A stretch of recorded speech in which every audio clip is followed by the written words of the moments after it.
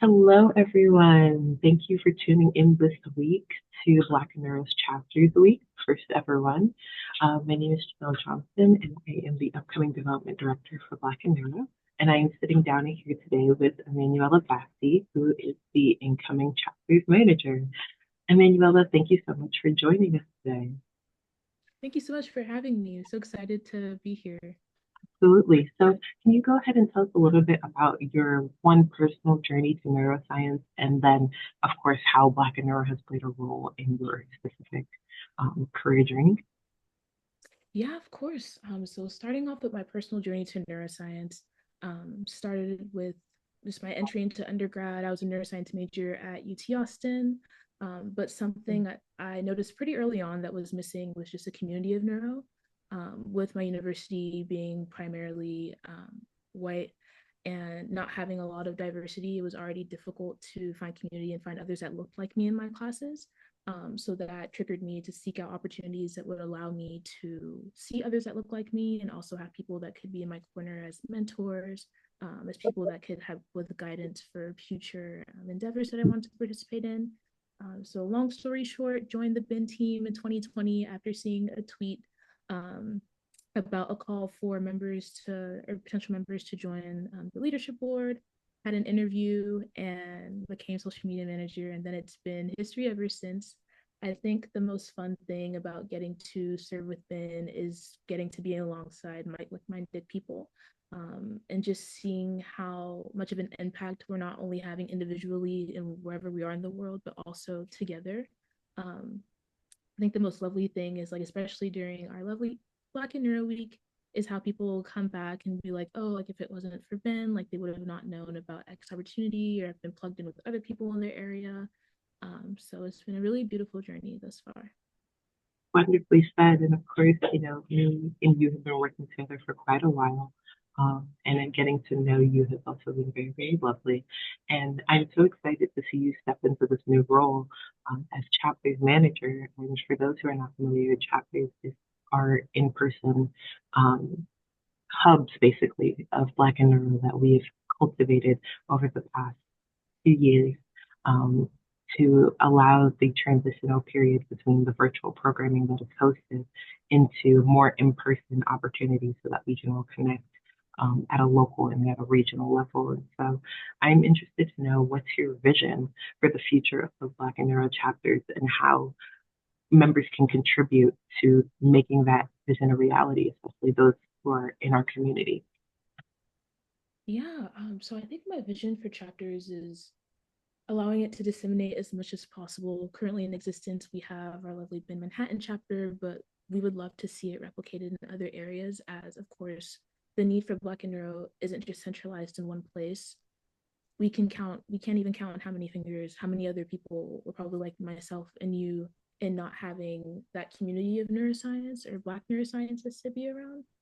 So my vision really includes ensuring that there could be other Black neuro chapter communities, other institutions in the future, um, and then ways that members of those communities, once they're hopefully established in the years to come, can contribute to their life cycles and existence is really just presence. I think having events, email lists, things that make people feel as if they're part of the community and can further it are extremely important. Like, for instance, if there's like a weekly study hall that people are having just to have FaceTime with one another. Some members of the chapter, because the chapter ideally would be comprised of various levels career wise, from undergrads to postdocs to people that are faculty and professors, and just really creating an ecosystem for people to lean on one another and use one another as resources because you never know where a connection like that can get you. So, really, just wanting chapters to be a central hub for people to connect, grow, and uplift one another in the future. Wonderful, wonderful. And, the idea of chapters is obviously one that has cultivated this idea of community and bringing the community together. But I'm very interested to know, especially since this seminar is about building from the ground up and building this community. In your experience, what is the key to turning individual involvement into collective action? Ooh, that's a really good question. Um, I think one thing that everybody likes to be able to do or feel is that they're a part of something that's bigger than them, or they're like making an impact.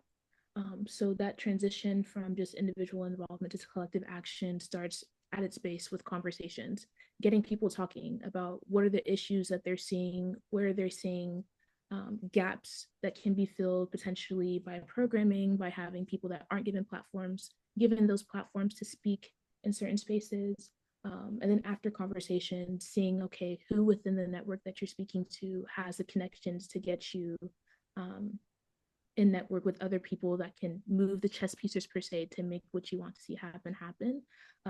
Practically speaking, who are those people that are on the boards of things or have more room in like the DEI departments of certain areas, and then really just dissemination as well, and letting people know that like this is something that's happening, because I think that if you just keep information enclosed within a certain group of people and like there's never any sharing of, oh, this is something that like X number of people are interested in, would you want to join, it becomes very difficult for there to be any kind of growth.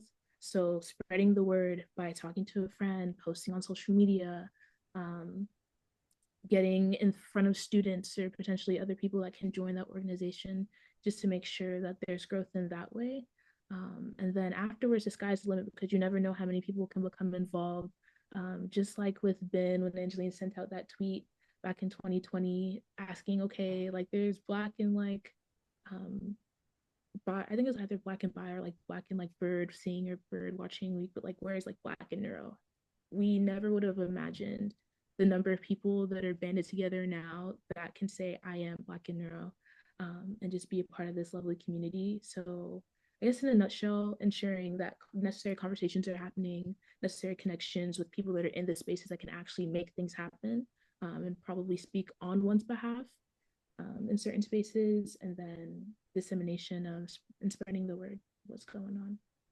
I love that. I absolutely love that idea because a lot of the work that we do here is on a multi-level, multi-career, generational kind of experience, right? So we have people from the early career research stage all the way to those who've become experts themselves in the field, who have been a part of our community and kind of cultivating that experience.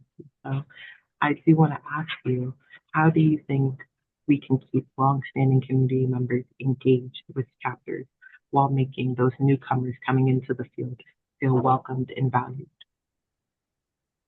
Yeah, I guess this makes me think about just the organization of Ben as a whole. One way that we could keep people plugged in is ensuring that like they get access and experience with Ben events.